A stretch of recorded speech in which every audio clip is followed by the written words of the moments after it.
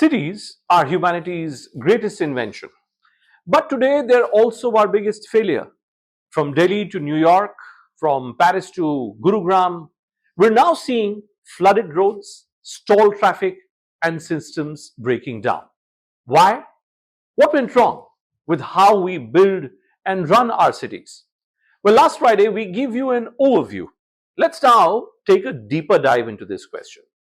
Let's try and explain to you how the entire world has actually messed up its cities, which otherwise would have been great sources of enjoyment and pleasure. The mess isn't merely about potholes and traffic jams that all of us have gotten used to. It's about how decades of poor planning, political compromise, and short sighted development have made even the world's richest cities chaotic and fragile. In the 1990s, Gurugram had everything a planner could have asked for: vast open land, no rivers, no hills, no natural barriers as such. But even then, instead of building a simple geometric grid of straight roads, the city grew with mindless curves, forks, and bends. Roads zigzagged, forming uneven patches that not only confuse the traffic but also end up complicating underground infrastructure. And today, Gurugram faces frequent traffic jams and waterlogging. Worse, the crooked layout now makes it hard to lay cables, pipelines, and stormwater drains. This is what happens when development is driven by plot sales and not planning. It is alleged that when Om Prakash Chautala ruled Haryana, he used to demand a hefty commission for every structure that was built in the city, which shouldn't have been built honestly, which was in gross violation of the laws that existed then. When Bhupendra Singh Hooda came, he neglected the state's only cash cow, Gurugram, and diverted most of the resources to his own constituency, Rohtak. Now, no matter who rules Haryana in the future, these knots, these obstacles which have been created cannot be undone. Look at the Delhi-Noida-Delhi flyway, for instance. Many of you who travel between Delhi, Noida, Gurugram regularly probably would have traversed across this. The Yamuna is nowhere near being 6 kilometers wide. In the 1990s, both these riverbanks were mostly barren land.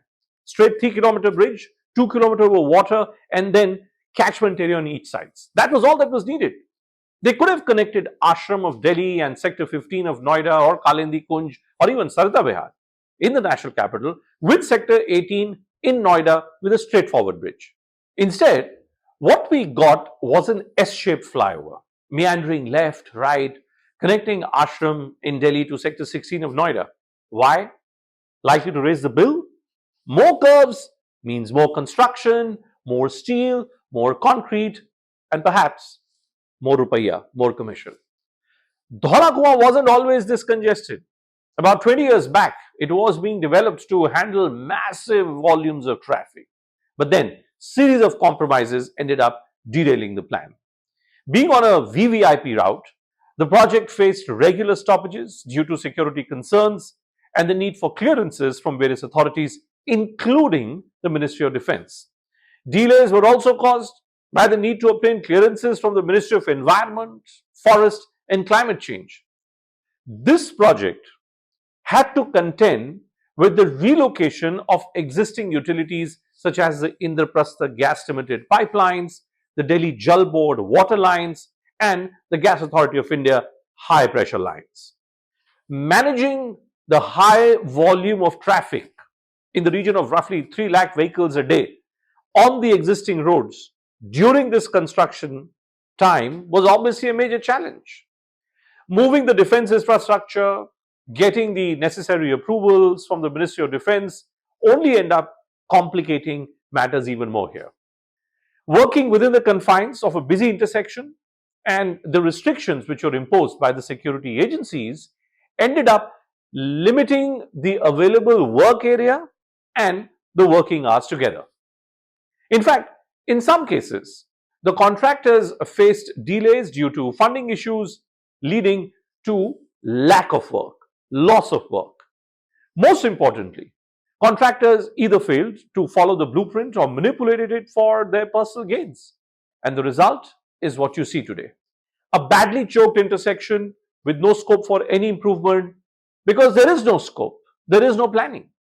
Dhaulakua has ended up not just being a traffic nightmare which chokes after a little splash, but also not quite safe anymore from the Prime Minister to pass through.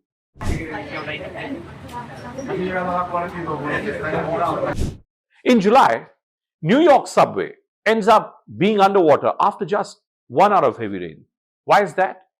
Because of much of its drainage system was laid back in the 1800s during the horse and cart era. Modern storms now overwhelm the infrastructure. We are all used to now headlines of rain equals to 1 month now falling within a 24-hour time span. Concrete surfaces stop natural absorption. This was a great place to be till the first half of last century. But now, New York realizes it was never built for the 21st century. The structures were built so well, but they actually ended up being bad, as almost nothing in the city's infrastructure can now be undone or can be redone. The United States wasn't built with a master plan. Its journey began a few centuries ago as a capitalist experiment, letting industrialists run wild, exploiting every ounce of land, every possible labor opportunity, including the oppressed black communities. Coastal states ended up becoming rich hubs, but they also got very, very chaotic. Some cities were designed, then razed, and then rebuilt, wasting resources. Others, like Detroit, decaying economically. Even today, parts of Los Angeles and San Francisco are seeing homelessness spill out onto the streets, disrupting daily life in a very, very regular manner now. Western Europe once used to set the global standards for urban planning. But today, cities like Paris, Berlin, and Amsterdam are battling a new crisis called mass immigration. From Syrian refugees to migrants from Algeria and Morocco, many have ended up in low-income slums. These settlements are often illegal, overcrowded, and they lack very basic infrastructure. They're not the only immigrants, by the way. Skilled workers from India, China, and small countries in Eastern Europe that used to be a part of the Soviet Union, they too now arrive in formal neighborhoods and only end up complicating the scenario, complicating the story for these cities. Meanwhile, climate change has disturbed any long-term plan that Europe's forefathers might have had at some stage. Since 2003, parts of otherwise cold Europe have experienced such intense heat that no one could have imagined or foreseen something like this a few decades earlier. Temperatures have now risen to 35 degrees in Europe. That's almost like, say, 40 degrees in India. Paris and London realized that the walls of their buildings could not be broken to fit air conditioners. So what do most houses and offices do? Handheld fan or some battery operated device which you keep next to your face. Where did the Parisians and the Londoners go wrong?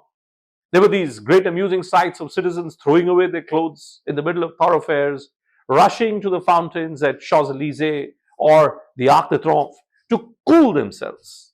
And as they did that, the vehicular traffic in Paris ended up being thrown off gear. So why are cities across continents now failing to be what they were meant to be, what they were supposed to be? Unplanned growth despite available land. Development driven by profit, not purpose. Bureaucratic fragmentation and overlapping jurisdictions. Legacy infrastructure never updated. Social and economic pressures from homelessness to immigration. Singapore offers us a sharp contrast. The city plans 30 years ahead. AI simulates traffic and water flow. One authority oversees all planning. No conflicting departments here, no missed details here. Stormwater drains double up as public parks. Every inch of land here is mapped, forecasted, and optimized. That's the reason why Singapore remains livable till date, even as others struggle. Urban failure isn't just about, say, the broken roads or potholes that make our cities look ugly or like third world. As you saw, the first world is now as ugly as well. It's about how those in positions of authority who ignored planning earlier, prioritized profit, and fragmented their responsibilities subsequently, how you and I, across the world, people like you and me, are now being forced to pay a heavy price for this. If cities are where most of us now live, we must fix how they were built. Only then can we look for a solution. Otherwise, this will remain just this big news headline at the beginning and the end of each season. If you like this video, you can subscribe to our YouTube channel. You can track us on our X platform or our Insta page as well.